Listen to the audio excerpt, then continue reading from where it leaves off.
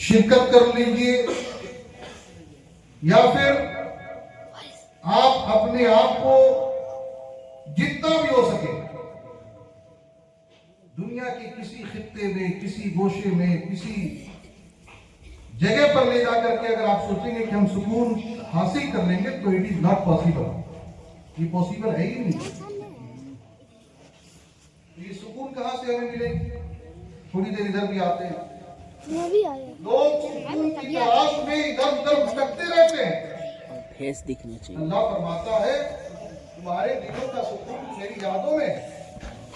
लेकिन आज मजहब इस्लाम का फॉलोवर्स, मजहब इस्लाम का मानने वाला, मजहब इस्लाम का कलमा पढ़ने वाला, खास तौर से वो तबके जिसे दुनिया नौजवान कहती है। अजीज़ान गिरामी, अगर हमारे नौजवानों से पूछा जाए, है मेरे प्यारे क्या कर रहे हो, नौजवान बरजस्ता जवाब देता है कि हम टाइम पास कर रहे हैं। अजीज़ान गिरामी, कि टाइम पास करना हमारी औकातों बिसात की कोई मजाल नहीं है, हमारे पावर और हमारे कमाल की कोई बात नहीं है।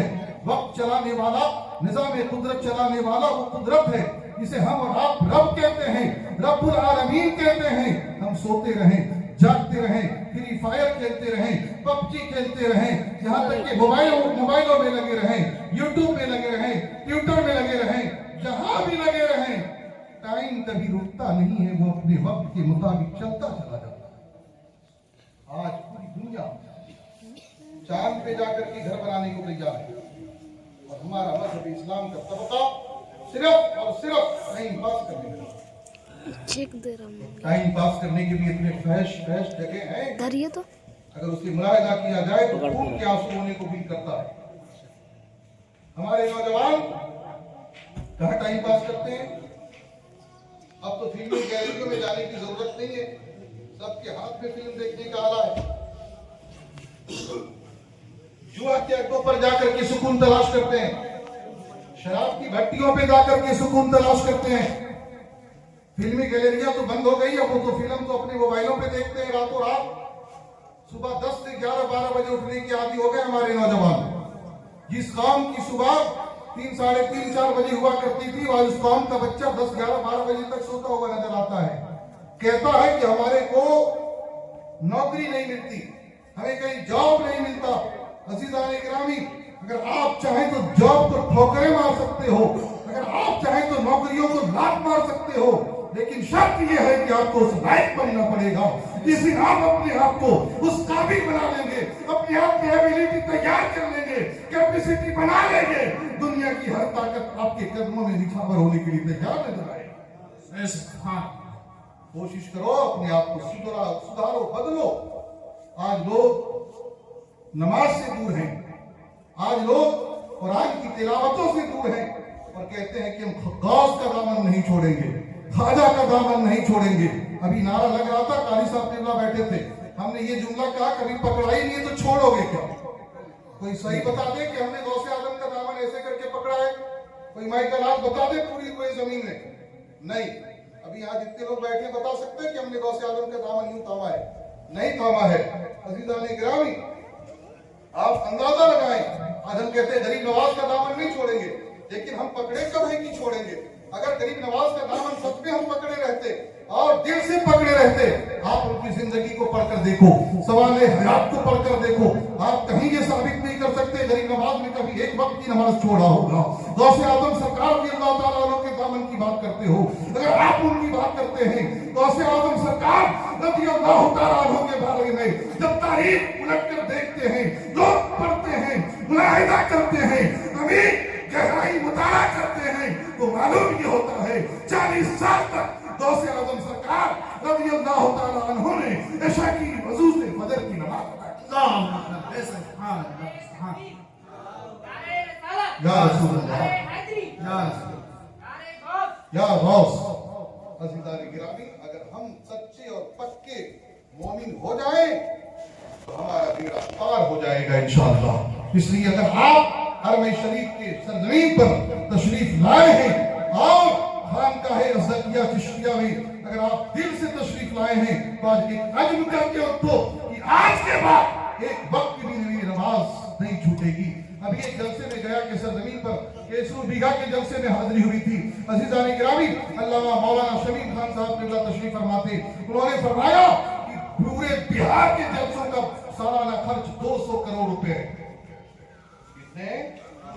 200 کروڑ. اللہ اکبر کرو کبیرہ. اگر یہ 200 کروڑ کے ہم جلسے کرتے ہیں، ہمارے پاس کتنے نمازی پیدا ہوتے ہیں؟ معلوم یہ ہوتا ہے رات بھر لوگ جلسے سنتے ہیں، صبح فجر کی نماز ترک کرتے ہوئے نظر آتے ہیں، اپنے بستروں پہ نظر آتے ہیں. اس سے ملت کے نوجوانوں اور بزرگوں، اگر آپ پکے سچے فالوورز آف اسلام ہیں، مذہب اسلام کے ماننے والے ہیں، مذہب اسلام کے چاہنے والے ہیں، مذہب اسلام کا کلمہ پڑھنے والے ہیں، باجی عزم کر کے اٹھیے، دل نسخے لے کر اٹھیے، عزم مسلم لے کر اٹھیے. یہاں اس تاریخ سے میری ایک بھی نماز قضا نہیں ہوگی انشاءاللہ. اگر آپ نے ایسا کر کے یہاں سے اٹھا تو کل سے آپ کی زندگی بدلنی شروع ہو جائے گی. درود پاک پڑھیں. اللہم صلی علی سیدنا شفیعنا مولانا محمد وسلم بارک وسلم علیہ الصلوۃ والسلام علیک یا سیدی یا حبیبی یا رسول اللہ صلی اللہ تعالی علیہ وسلم. تو میں آپ کو سرزمین اجمیر شریف کے راجہ نہیں بلکہ ہند کے راجہ کی بارگاہ میں لے گیا تھا. آپ لوگ سب نماز کی پابندی کریں گے، جو پڑھتے ان سے بھی، جو نہیں پڑھتے ان سے وعدہ لیتا ہوں کہ انشاءاللہ بولے کہ انشاءاللہ میں نماز کی پابندی کروں گا. انشاءاللہ ضرور کریے. اس لیے قبر میں کبھی بھی آپ کے نام اعمال میں کوئی دنیا دار کام نہیں آئے گا. اگر وہاں کوئی کام آئے گا تو احمد مختار کام آئے گا. آنکھوں کی ٹھنڈک جو نماز ہے، ہم اسے کیوں نہ پڑھیں، ہم اسے کیوں نہیں پابندی سے ادا کریں. عزیزان گرامی، میں نے آزمایا ہے، میں نے دیکھا ہے، میں نے غور و فکر کیا ہے. نماز وہی چھوڑتا ہے جو نماز پڑھتا ہے، اور جو نماز قائم کرتا ہے وہ کبھی نماز نہیں چھوڑتا. اس لیے نماز قائم کرنے کی کوشش کیجیے. آئیے وہ سرزمین دہلی ہے. جب وہاں کا بادشاہ حضرت شمس الدین التمش تھے، ملت کے نوجوان اور بزرگوں، اس وقت وہاں پہ اللہ کے برگزیدہ بندہ جسے دنیا حضرت بابا قطب کے نام سے جانتی پہچانتی ہے، جسے حضرت بابا قطب الدین بختیار کاکی کے نام سے جانتی پہچانتی ہے، آپ پر وہاں کے لوگوں نے جب ان کی انتی دیکھی، ان کے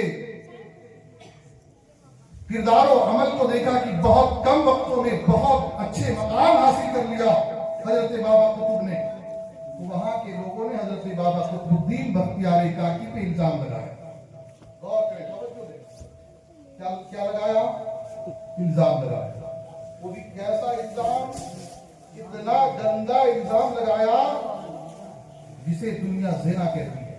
اللہ اکبر. ایک خاتون کو تیار کیا گیا تھا اور کہا تھا اس خاتون کے ساتھ حضرت بابا قطب نے منہ کالا کیا ہے. وہ خاتون بھی تیار ہو گئی. میرے ملت کی نوجوان اور بزرگ کو، آج تو انٹرنیٹ کا زمانہ ہے، سوشل میڈیا کا دور ہے، موبائل کا دور ہے، ٹیلی فون کا دور ہے. اس وقت یہ سب دور نہیں تھا.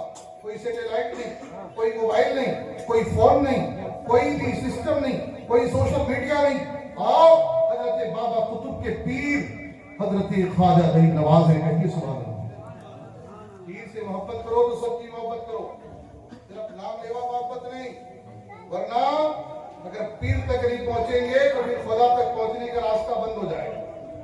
اگر یہ آل رسول ہمارے درمیان تشریف رکھے، ہم اپنے قسمت پہ جتنا بھی ناز کریں کم ہے. اس لیے کہ اللہ تبارک و تعالیٰ کے محبوب دانے قیوم حضور سرور کائنات صلی اللہ علیہ وسلم نے جب آخری خطبہ عنایت فرمایا تھا ہمیں، تو اس نے فرمایا تھا کہ میں تمہارے درمیان دو چیزیں چھوڑ کر جاتا ہوں. کیا چھوڑ کر جاتا ہوں؟ دو چیزیں. غور کریں، توجہ دیں، بولیں گے تو مزہ آئے گا. کیا کتنی چیزیں چھوڑ کے جا رہا ہوں؟ دو چیزیں. بولیں گے تو یاد رہے گا. ورنہ ہمارے مسلمانوں کا حال یہ ہے کہ جب جنازہ رکھا رہتا ہے تو کہتے ہیں حضرات جنازے کی نیت بتا دیجیے. یہ حال ہے ہمارے قوم کا. میرے پیارے، وہاں پہ جنازے کی نیت پوچھنے کا ٹائم نہیں رہتا. آپ وہاں پہ جنازے کی نیت پوچھ کے خود کو شرمسار کیوں کرتے ہو؟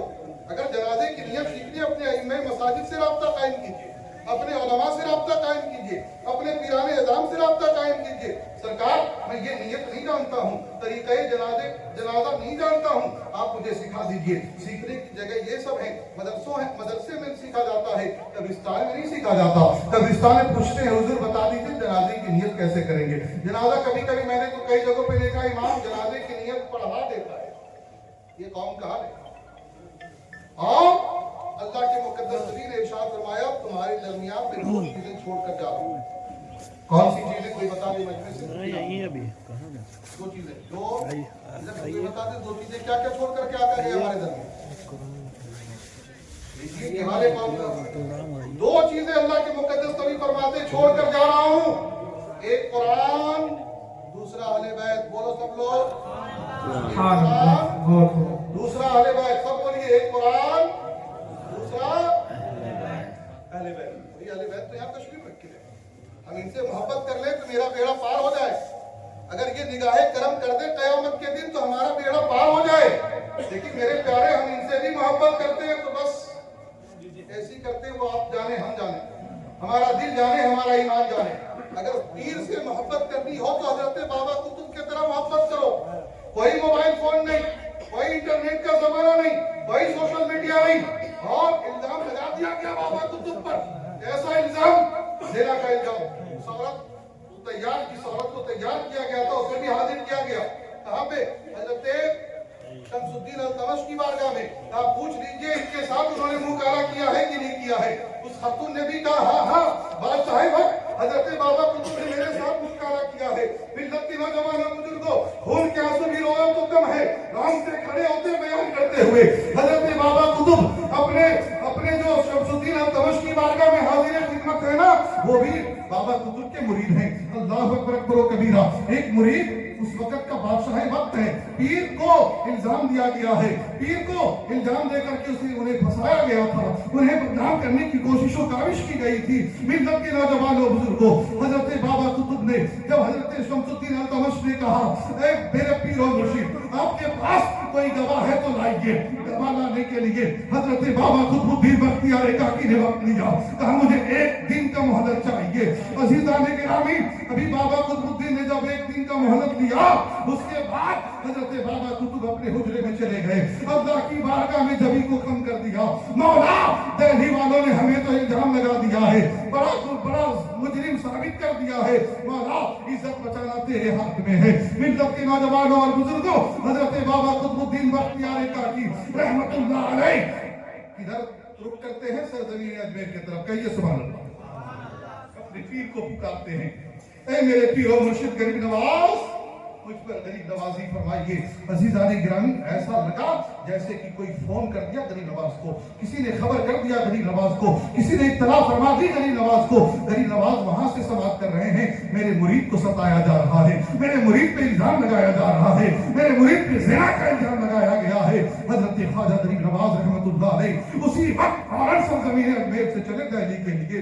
مسلمانوں، ہیلی کاپٹر کا زمانہ نہیں تھا، وہ ایروپلین کا دور نہیں تھا، لوگ پیدل سفر کرتے تھے۔ غریب نواز رحمت اللہ علیہ چلے وہاں سے اجمیر شریف کی سرزمین سے دہلی کی طرف، اور جب دلی آنا جب ہو گیا، راستے میں کتنے مسائل و علام آئے جانے حضور غریب نواز رحمت اللہ علیہ، لیکن آخرکار دہلی کے سرزمین پر تشریف لے آئے۔ عزیزان گرامی، مورخین بیان فرماتے ہیں کہ وہ وقت مغرب تھا، مغرب کا وقت تھا۔ حضرت بابا شمس الدین التمش بھی اسی مسجد میں نماز پڑھ رہے ہیں، حضرت بابا قطب الدین بختیار کاکی امامت فرما رہے ہیں اسی مسجد میں۔ عزیزان گرامی، جب نماز کے لیے اقامت کہی جا رہی تھی اس وقت تک غریب نواز مسجد میں حاضر نہیں تھے، اور جب حضرت بابا قطب نے سلام پھیرا، سلام پھیرنے کے بعد پیچھے مڑ کر دیکھتے ہیں حضرت خواجہ خواجگان حضرت خواجہ غریب نواز رحمت اللہ علیہ بھی مغرب کی نماز میں شامل ہے۔ غور کریں، متوجہ رہیں، قسم خدا کی پیر سے محبت کرو تو حضرت بابا قطب کی طرح کرو۔ ابھی انہوں نے یاد کیا غریب نواز اجمیر شریف کی سرزمین سے چل کر دل لیا، اب کیا ہوتا ہے غور کریں۔ پھر تخت سجائی گئی حضرت بادشاہ وقت شمس الدین التمش کی، جو مرید ہے حضرت بابا قطب کے، پھر وہ تخت سجا دی گئی۔ سجانے کے بعد حضرت شمس الدین التمش جب آپ کو بلانے کے بعد کہا سبھی لوگوں کو سامنے پیش کیا جائے، پھر پیش کیا گیا، پھر کہا بابا قطب آپ کا گواہ پیش کیجیے، آپ نے ایک دن کا وقت مانگا تھا، آپ کا گواہ کہاں ہے؟ عزیزان گرامی، حضرت بابا قطب نے اپنے پیر و مرشد کی طرف اشارہ کر دیا، یہ غریب نواز ہیں، انہیں سے پوچھ لو، یہ گواہ دے دیں گے، اس لیے کہ ان کی گواہی سے معتبر کوئی گواہ نہیں ہو سکتا۔ عزیزان گرامی، ان لوگوں نے اعتراض کر دیا، کانڈ دلی میں ہوا ہے، دلی کا گواہ چاہیے، اجمیر کا گواہ نہیں چلے گا۔ ظاہر سی بات ہے، اگر یہاں پہ حرمین شریف میں اگر کسی کے گھر چوری ہوتی ہے، تھانے والا بوکارو کے لوگوں کی گواہی مانے گا؟ نہیں، الگ ضلع ہے۔ اگر کسی جگہ پر اگر چوری ہو جائے تو اگر کوئی بمبئی سے آ کر کے گواہی دے تو مانے گا؟ نہیں، وہ دور ویسا ہی تھا۔ کہا نہیں، یہ گواہی نہیں چلے گی۔ کہا پھر گواہ کہاں کا چاہیے؟ کہا دلی کا گواہ چاہیے۔ تھوڑی دیر توجہ ہو جائیں، تھوڑی دیر اگر آپ توجہ ہو جائیں گے انشاءاللہ آپ کی توجہ ادھر ہو جائے گی، مزہ آ جائے گا۔ اب دیکھیے، حضرت بابا قطب ہیں، شمس الدین التمش تخت پر بیٹھے، بادشاہ وقت ہیں، حضور غریب نواز کی تشریف آوری ہوئی ہے، اور جب کہا کہ دلی کا گواہ چاہیے، دلی کا، غریب نواز رحمت اللہ علیہ کو اتنا جلال آیا نا، مورخین بیان فرماتے ہیں، غریب نواز فرماتے ہیں، اے دلی والوں، تمہیں دلی کا گواہ چاہیے؟ جی، مجھے دلی کا گواہ چاہیے۔ حضرت خواجہ غریب نواز رحمت اللہ علیہ نے کوئی ادھر ادھر دیکھا نہیں، سیدھا اشارہ کیا، جو عورت کی گود میں بچہ تھا نا، اسی بچے کے طرف حضرت غریب نواز فرماتے ہیں، اے عورت کی گود میں جو بچہ ہے، اس بچے کے طرف غریب نواز نے اشارہ کیا، اے بچہ، جب ان کو دلی کا گواہ چاہیے تو تم تو دلی کا ہے، تم تو اجمیر کا نہیں ہے۔ غور کرو مسلمانوں، غریب نواز کی انگلی کا اشارہ ہوا ہے بچے کی طرف جو ماں نے گود میں لے کر رکھا تھا۔ کہا، اے بچہ، تو ہی بتا دے کہ تو بیٹا کس کا ہے۔ عزیزان گرامی، آپ بھی اندازہ لگاؤ، بچہ بھی گود میں ہے، عالم طفلی کا زمانہ ہے، کیا وہ بچہ بولتا؟ نہیں بولتا، لیکن غریب نواز کی شان دیکھو، غریب نواز کی کرامت دیکھو۔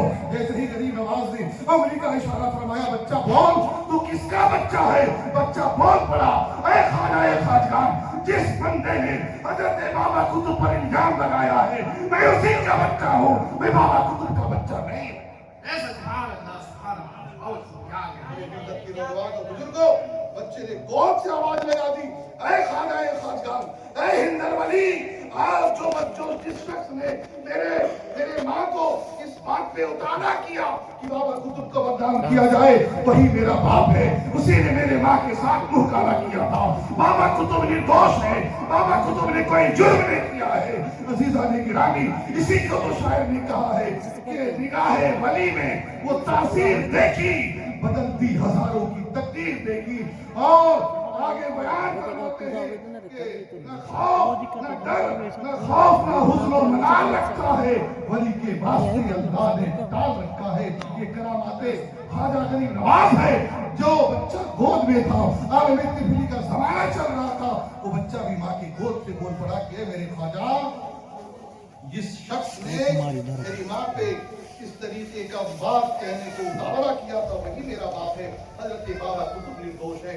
عزیزان گرامی، اللہ تبارک و تعالیٰ نے ایسے اولیاء کاملین کو دنیا میں بھیجا، اور اتنے پاورفل اولیاء کاملین کو بھیجا جو اگر گود میں پلنے والے بچے کی طرف بھی اشارہ کر کے تو وہ بولنے لگتا ہے۔ اسی کو خواجہ خواجگان حضرت خواجہ معین الدین چشتی سنجری رحمت اللہ علیہ کے نام سے دنیا اور جانتی اور پہچانتی ہے۔ ملت کے نوجوان اور بزرگوں، کیا ہی کسی شاعر نے کہا ہے کہ الٹے ہی چال چلتے ہیں دیوان گانے عشق، الٹے ہی چال چلتے ہیں دیوان گانے عشق۔